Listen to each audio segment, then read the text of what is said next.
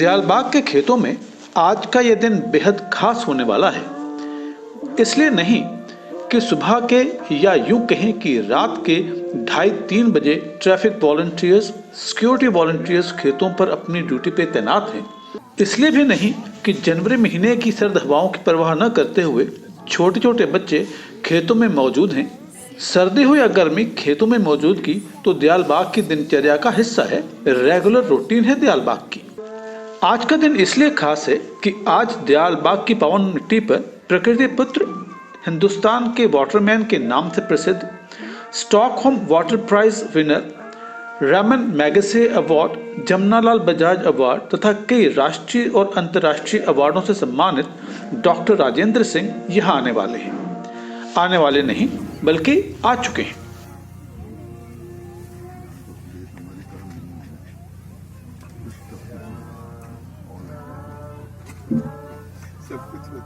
दयालबाग में छोटे बड़े सबका सम्मान होता है। जो भी आता है दयालबाग में, खास या आम, सबको एक नज़र से यहाँ देखा जाता है।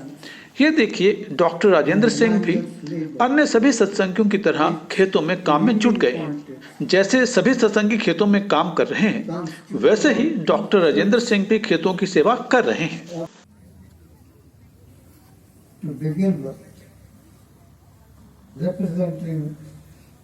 और अब नन्हे नन्हे बच्चों द्वारा प्रस्तुत ये सांस्कृतिक कार्यक्रम।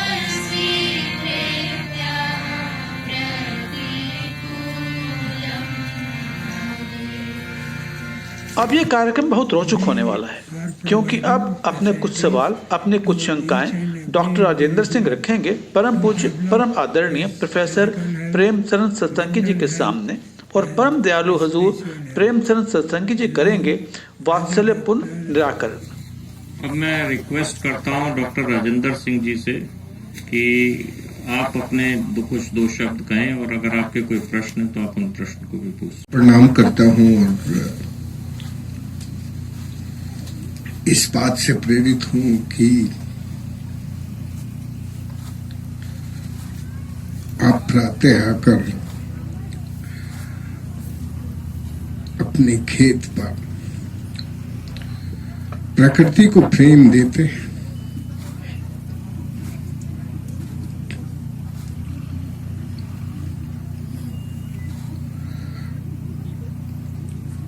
आज ये दुनिया लालच में प्रकृति से टूटती जा रही है।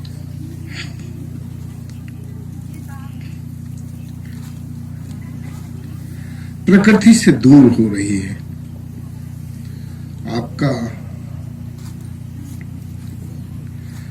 अपने खेत पर नित्य आना, काम करना,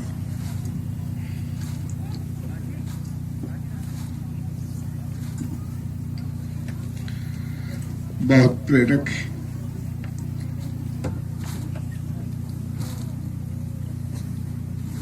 ये प्रेरणा ही अब इस दुनिया को चाहिए।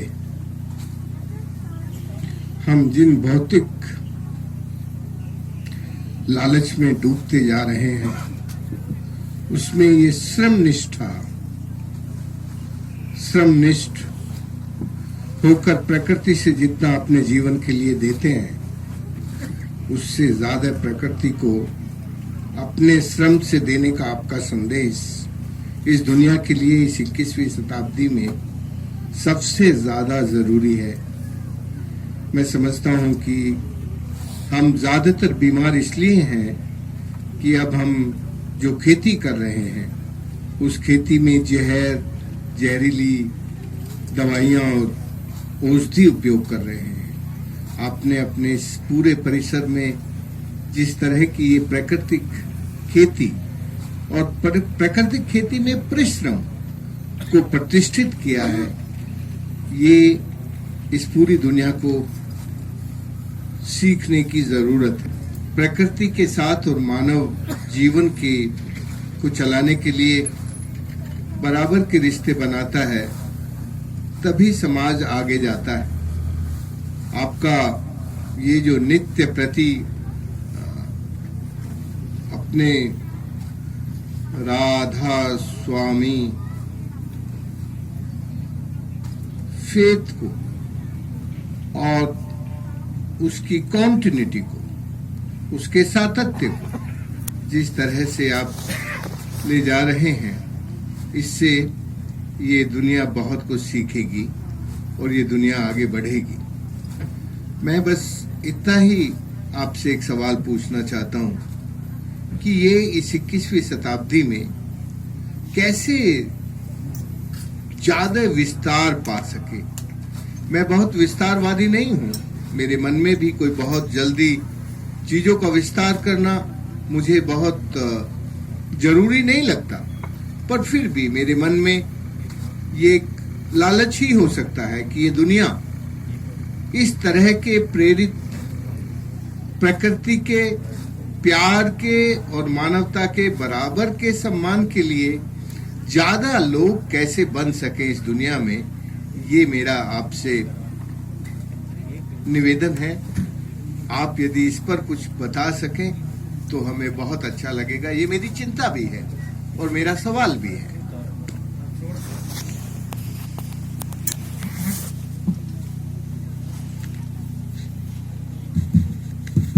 कल रात्रि को मध्य प्रदेश स्थित राजाबाड़ी एस्टेट में वहाँ के फॉरेस्ट रिसोर्सेज के बारे में प्रश्न उठे। वहाँ वो बैक टू नेचर में जो अपनी अपनी फैमिली में रहते हैं, सब आकर के मिट्टी के ढेरों में सो जाते हैं।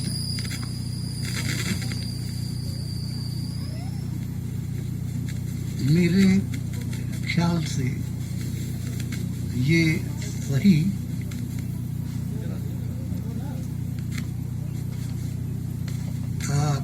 मानवता की दृष्टि से अनुचित है।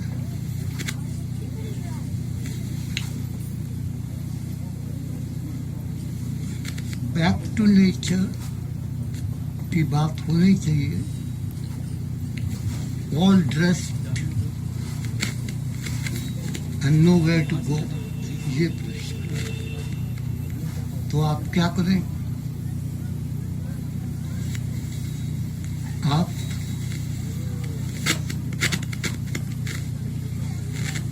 प्रकृति जो करती है उसके लिए आप कहें कि slow and steady wins the race. अब मॉडिफाई हो जाता है, slow and steady still wins the race. इसलिए कि आप मिट्टी में साथ सोने से कोई खास महत्व नहीं रखता है। ये अपने ग्लोरियस पास्ट की तरफ आप जा रहे हैं, हमें तो ग्लोरियस फ्यूचर बनाना है।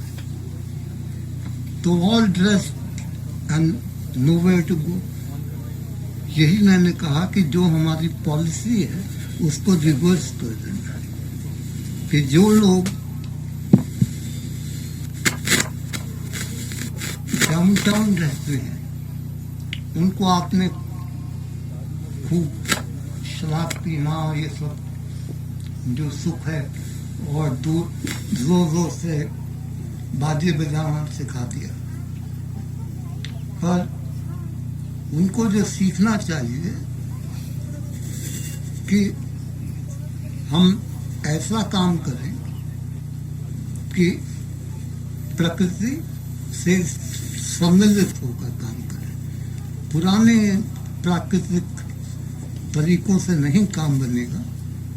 सो the phrase should be reversed, all dressed and nowhere to go, slow and steady still wins the race.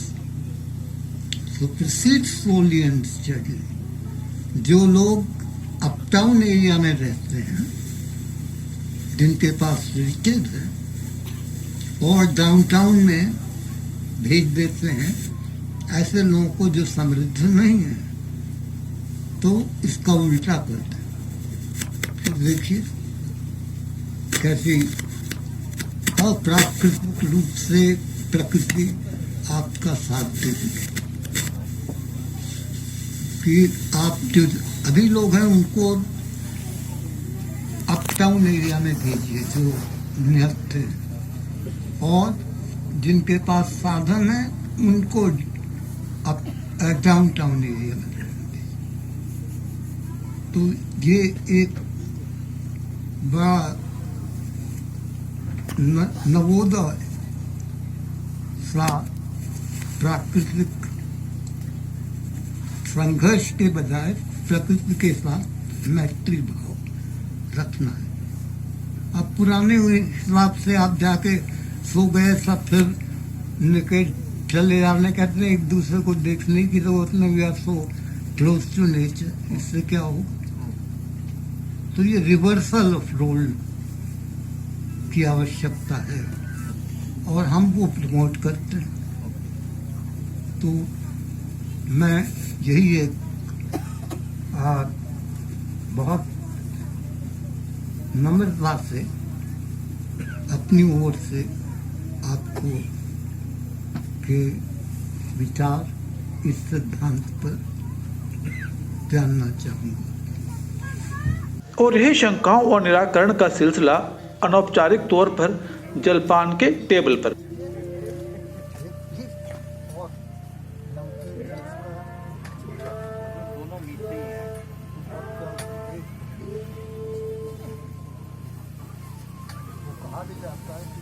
ले लेते हैं, ये बहुत बड़ी बात है।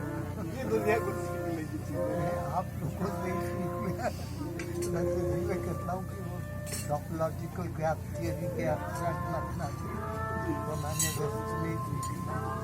मैं तो बोल के कहता हूँ कि उस वक्त जो बात स्टूडेंट हो रहा था वो तो माइंड टू माइंड कम्युनिकेशन, ब्रह्म ज्ञानी जो थे वो जिसको हम कहते हैं